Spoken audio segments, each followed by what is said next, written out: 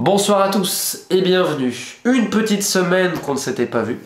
J'étais en train de vagabonder en France pour la promotion de mon dernier ouvrage, La Mano Negra. Ça s'est excellemment bien passé. Je pense publier quelque chose la semaine prochaine à ce sujet, un peu sur le modèle de la promotion que j'ai eue en Angleterre pour le Unai Emery, avec notamment en point d'orgue. On a filmé la conférence que j'ai donnée dans les locaux de ma maison d'édition, et c'était assez charmant. Et bref, hier déjà, j'avais envie de tourner une vidéo autour de River Boca, et en fait j'avais choisi un angle en faisant un parallèle avec l'économie mondiale. Je m'explique. Quand j'étais au collège, donc un jour, en cours d'histoire-géographie, Monsieur Papet, le bien nommé, nous avait montré une carte planisphère chinois, c'est-à-dire avec la Chine en plein milieu. Alors évidemment, ça suscite des rires, oh, les Chinois, tatati, tatata. Alors que nous, quand on voit la map monde, l'Europe est au milieu, et c'est vrai que pendant très longtemps, la majeure partie des échanges commerciaux et des flux, on va dire, économiques mondiaux se passaient entre l'Amérique du Nord et l'Europe. C'est vrai. On est quand même le vieux continent, mais honnêtement, je prends un plaisir terrible à vivre ici, parce que je suis très chanceux de vivre en Europe. Au final, pour avoir voyagé un petit peu, tu te rends compte de la chance que tu as. Alors évidemment, tout n'est pas parfait, et ça a tendance un peu à être compliqué par moment, mais quand même. Sauf que, on a tendance à oublier que le vieux continent, aussi beau soit-il, aussi historique, il faut voir le niveau architecture, culinaire, culturel, c'est vrai, un des carrefours du monde, mais ce n'est pas le seul.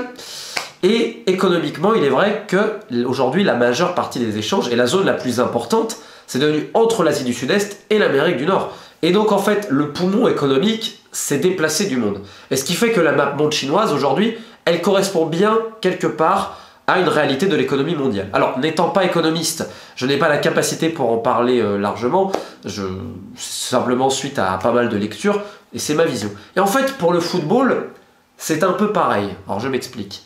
Je ne vais pas parler du niveau footballistique. Évidemment, l'Europe, avec ses très grands championnats, et l'Europe fait rêver dans le monde entier. C'est par exemple, quand tu vas en Asie ou en Amérique du Nord, c'est vrai que tu vas retrouver ces franchises, enfin, n'ayons pas peur du mot, ces marques, comme le Real, le Barça, ou des grands clubs anglais. Ça, on est tous d'accord. C'est les championnats européens qui font le plus rêver, qui ont peut-être le plus de niveau. Je ne vais pas rentrer dans un débat là-dessus. Néanmoins, inventeur du football, le vieux continent, tout à fait, par les Anglais et les Écossais. Ne jamais oublier l'importance de l'Écosse dans le développement et la mondialisation du football au tournant du 19e siècle. De Hong Kong, en Uruguay, en Argentine, en passant par la Russie, tu as toujours eu quelques Écossais ici et là, alors que la population écossaise est infiniment plus faible en nombre que celle de son voisin anglais. Mais bref. Même si nous sommes inventeurs du Beautiful Game, force est de constater que, aujourd'hui, si je dois donner le continent du football, je vais en Amérique du Sud. Je vais en Amérique du Sud. J'aurais pu aller un moment donné aussi en Afrique, qui a une manière de vivre le foot différente, hein, comme chaque pays, voire même chaque région.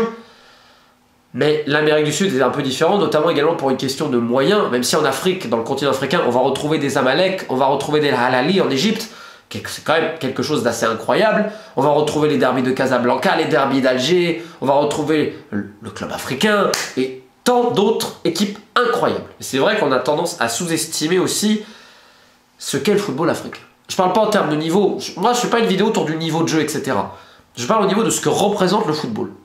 Et alors là, arrive l'Amérique du Sud, avec ses monuments, avec Santos, avec Corinthians, avec Flamengo, Fluminense, avec le Nacional et Peñarol en Uruguay, avec les clubs de Rosario, avec les clubs de Medellín, et tant d'autres, les clubs de Lima, on pourrait en citer Colo Colo, oh là là.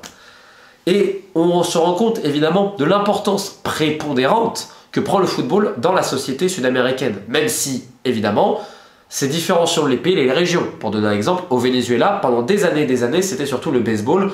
Alors ça, évidemment, c'est à mettre en corrélation avec une présence notamment américaine à un moment donné au Venezuela suite aux découvertes des gisements de pétrole, et également à mettre en corrélation avec l'importance de la Caraïbe, parce que la Caraïbe, le baseball est très populaire là-bas. Et même si le football aujourd'hui a fait plus que son retard, c'est assez intéressant le Venezuela, puisque lorsque Hugo Chavez prend la présidence de la République bolivarienne du Venezuela, c'est un ancien joueur de baseball. Et c'est vrai qu'il a plus utilisé l'image du baseball que du football, ce qui est très rare en Amérique du Sud, où il est vrai que le football est omniprésent. On va quand même voir qu'aujourd'hui en Argentine, le président actuel, Mauricio Macri, était l'ancien président de Boca Juniors, Donc lien clair et net. Et pour avoir parlé à l'ancien vice-président de Boca Juniors à l'époque de Macri, Roberto Dicon, qui est également un homme politique, donc lui m'expliquait clairement les idées déjà électoralistes de Macri en étant à Boca, indépendamment de son amour réel pour le football, mais comment il a pu l'utiliser. Et même lui me disait, Romain, je n'ai jamais eu autant de pouvoir dans ma vie. J'ai été homme politique à un moment donné assez important, mais le moment dans ma vie où j'ai eu le plus de pouvoir, ou le plus d'accès, c'est quand j'étais vice-président de Boca Juniors. Donc ça c'est évidemment assez intéressant, et c'est vrai que le rapport au football en Argentine, notamment, est plus que déraisonnable. Alors Pascal dit que le cœur a ses raisons que la raison ignore, et là en effet. Et je vais vous citer quelque chose d'assez intéressant, qui est d'un Juan Sasturain, donc un auteur assez connu en Argentine, qui avait été interrogé par Lucarno Posé. Alors pour ceux qui ne connaissent pas Lucarno Posé, ça fait plus de 10 ans qu'il décrive l'autre football en langue française, et notamment le football sud-américain, et je cite, « L'Argentine est un peuple hystérique, très individualiste, de moins en moins collectif. » Alors, c'est les idées de Juan, et c'est vrai que politiquement, l'Argentine est un pays qu'on qualifiera d'un peu spécial et toujours un petit peu mouvementé. Et alors, je ne suis pas là pour dire que je suis un expert de politique argentine, mais il faut toujours la mettre en corrélation avec le football. Et là, qu'avons-nous? River Boca. Et pendant un moment, dans cette finale de Libertadores, on se dit que nous, nos yeux du vieux continent, vont converger vers l'Amérique du Sud. Et c'est vrai. Regardez, RMC a fait un dispositif spécial, non pas uniquement parce qu'ils sont le diffuseur, évidemment, mais parce qu'ils ont amené l'un des plus grands connaisseurs du football sud-américain en France, qui s'appelle Nicolas Cougo, qui est donc le gérant et le créateur de Lucarno Posé. Alors, il est avec notamment Jonathan Macardy pour en parler. Il y en a plein d'autres qui s'intéressent au football sud-américain en France. Et c'est pas moi qui vais vous dire, oui, il faut vous intéresser, c'est mieux. Non, non, non, non. Chacun ses goûts. Chacun ses goûts. Mais là, avec cet événement-là, c'est comme si tous les yeux du monde entier allaient converger vers le continent du football. Et symboliquement, ça se passe en Argentine. T'as l'impression que dès qu'il y a un événement important, dès qu'il faut faire parler en bien ou en mal, t'as l'impression que ça va toujours en Argentine dans le foot. Ce qui est assez... Je sais pas, autant les Uruguayens ont cette tradition de toujours souffrir comme si les dieux de l'Olympe de Montevideo leur avaient imposé ça, et t'as l'impression que dès qu'il y a un événement, qu'il faut que ça fasse parler, il faut que ça soit forcément en Argentine dans le foot. Je sais pas, c'est un peu les mythes et légendes du continent sud-américain. Et donc, j'allais faire ma vidéo uniquement sur ce thème-là, en disant voilà, ce genre de choses, et puis est arrivé hier soir. Est arrivé ce qui s'est passé hier, alors je pense que tout le monde a vu un petit peu, avec le pauvre capitaine de Boca et son œil, les gaz lacrymaux, les attaques, le dispositif de sécurité catastrophique, la Conmebol qui fait n'importe quoi après, Infantino, bref. Une parodie et une image bien triste donnée, oui, du foot, mais aussi d'un pays. Alors, je ne suis pas un expert politique, mais je vais simplement rappeler 2-3 notions, et ces notions sont rappelées d'ailleurs dans une interview, excellente interview en Suisse, réalisé par Stéphane Combe, qui est un copain, qui connaît très très bien l'Argentine, notamment Mendoza, comprendra, qui a interrogé un brave parmi les braves, Omar da Fonseca. Et d'ailleurs, j'aime beaucoup le titre déjà, « À force de masturber leurs esprits, ils explosent ». Et ça va un peu tout dire, je vais vous citer quelques passages, parce que c'est vraiment vraiment intéressant, je cite. Alors, jeudi à la Bombonera, il y avait 50 000 personnes pour un entraînement. Je ne sais pas si vous vous rendez compte. 50 000 personnes pour un entraînement. Des gens viennent de très loin pour ce match. Ils prennent des bus alors que la situation est un désastre total en Argentine. Les gens mangent des trucs que ton chien ne voudrait pas, ils dorment dans la rue, et là, ils sont prêts à se saigner pour acheter un billet à 1500 €. Il y a un paradoxe que personne ne peut comprendre. J'ai organisé des voyages à l'occasion de Boca River ou de River Boca pour amener des Français et 3 Suisses une fois. Ils n'en sont toujours pas revenus. Ce fanatisme est tellement violent. Et c'est là où on va essayer de mettre en corrélation la situation actuelle de l'Argentine, qui est certes la 3e économie d'Amérique latine, puisque c'est un pays très grand. C'est un pays qui fait 5 fois la France, même s'il y a beaucoup moins d'habitants, je crois qu'on a un peu plus de 40 millions. Mais ça va pas du tout. C'est-à-dire qu'aujourd'hui, le président Mauricio Macri a contracté un emprunt au FMI de 56 milliards. Même la Grèce en est à 30 milliards. 56 milliards.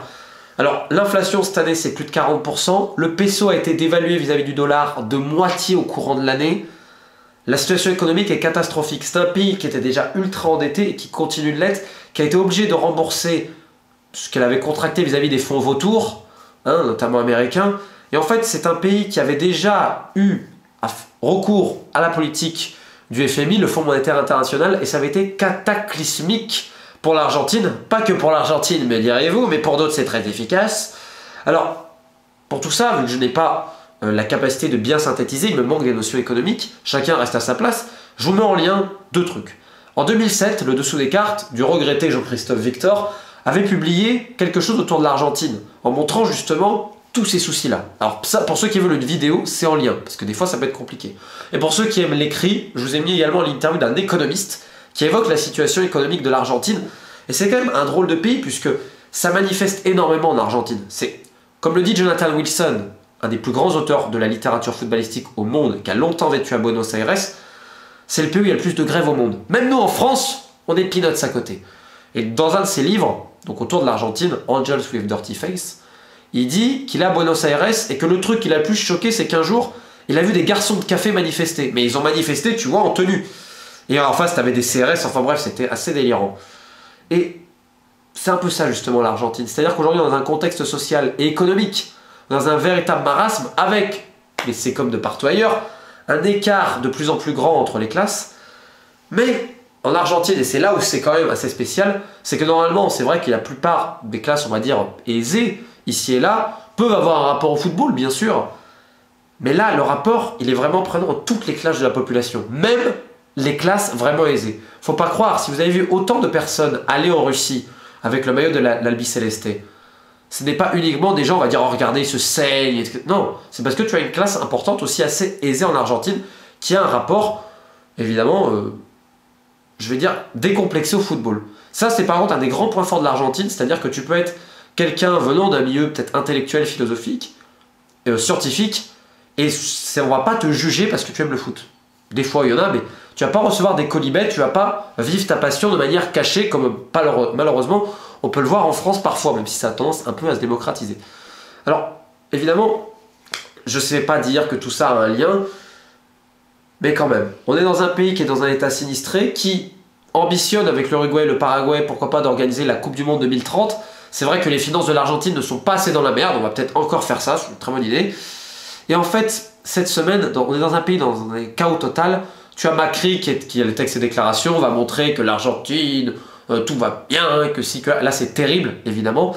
Parce qu'en plus, on est dans un état où donc il y a toujours plus de coupes budgétaires, on essaie d'être un peu plus restrictif. On est également dans un pays où la figure présidentielle a tendance à avoir un pouvoir très personnalisé, ce qui est quand même aussi un des fantasmes de Macri. Et je veux dire, c'est en lambeau total. J'en parlais hier avec un journaliste politique, Rodi Strecalt, et même au niveau des services secrets, l'Argentine c'était une cata depuis des années. Il y a eu des cas comme la mort du procureur fiscal Nisman qui a fait, comment je pourrais dire, c'est toujours pas finalisé. Enfin bref, je vous donne toutes ces affaires, je décris, je vous mets des liens en description pour que vous allez plus loin pour ceux qui sont intéressés. Et je le rappelle souvent, mais aujourd'hui le responsable des services secrets en Argentine, c'est Gustavo Arribas. L'histoire elle est là-dedans. C'est un ancien agent de foot. C'est quelqu'un qui avait aucune expérience pour ce milieu-là. C'est quelqu'un qui devait donc être très discret, c'est quand même le chef des espions. Et puis quand le président Macri dit que tous les fonctionnaires de l'État, aucun ne pourra se rendre en Russie vu l'état du pays, et ben le chef des espions, il a réussi à se faire photographier dans le stade tranquillement. En Russie, il était au mondial, lui. Et quand donc il s'est fait prendre sur le fait, il a simplement dit « je n'ai rien à commenter ». Hein, c'est vrai, c'est magnifique en Argentine. On rappelle qu'également ce même homme est cité dans des grands scandales de corruption au niveau mondial. Tout va très très bien. Donc, et en plus, pourquoi il a été nommé responsable des services secrets? Mauricio Macri l'a conseillé dans un livre. Il a dit que dans tout son groupe d'amis, il recherchait le mec, tu vois, qui avait le plus de vices. Le mec qui était le plus capable, entre guillemets, de tricher, de duper les gens. Donc il a choisi Gustavo Arribas, ancien agent de foot et à l'époque avocat et notaire de formation. El Negro, Numéro 5, c'est aussi son surnom.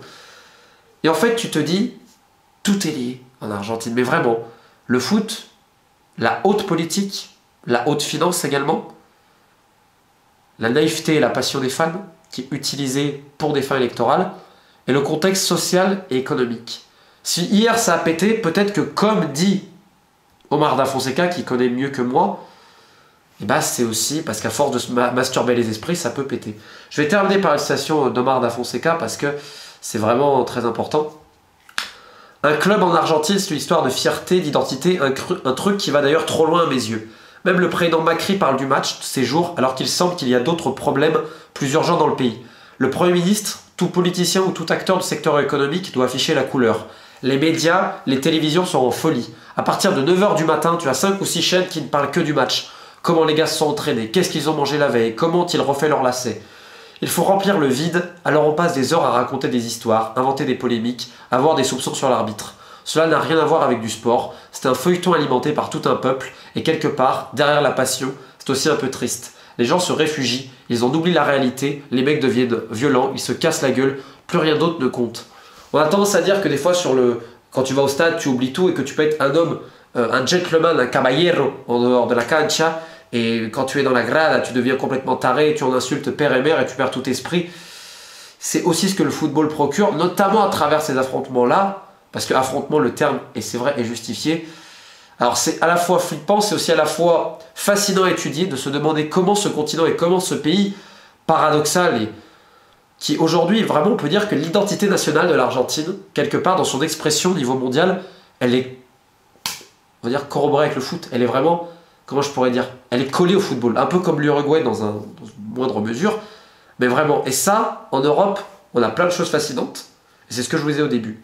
Le foot, c'est aussi important dans plein de pays, plein de régions, mais il n'a pas un rapport aussi étatique et aussi prenant que dans beaucoup de pays sud-américains.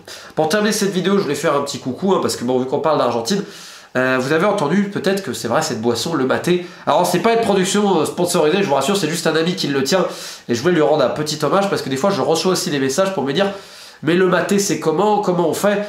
Alors regardez, moi, il m'a offert ça, je le cache pas, Maté adore. Voilà, il m'a offert ça, mais parce qu'on est amis, je ne le cache pas. Donc voilà, je vous ai mis un lien pour tous ceux que ça intéresse, parce qu'en effet, quand tu vois un match de foot en Argentine, t'as souvent le maté avec. Et pour terminer avec l'Amérique du Sud, pas beau ça? Mon livre sur Cavani, version uruguayenne, je l'ai, ça y est, enfin. C'est ma petite tranche. Le continent sud-américain réserve bien des surprises, j'ai eu la chance d'être traduit là-bas. Je serai d'ailleurs en Argentine pour Noël, ensuite en Uruguay et tant d'autres choses. Je dois donner quelques conférences. Bref, merci à tous pour l'intérêt.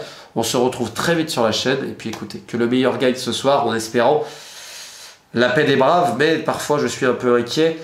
Et non, je vais terminer par cette pensée-là. On peut dire ce qu'on veut sur le football, il est vrai pris en otage parfois. Mais n'oubliez pas aussi que les gens qui prennent réellement en otage les autres, et notamment en se servant du football, on va dire comme catalyseur, c'est pas forcément les joueurs, les entraîneurs, les agents ou les dirigeants de club, c'est parfois beaucoup plus haut. Comprenne qui pourra. À bientôt.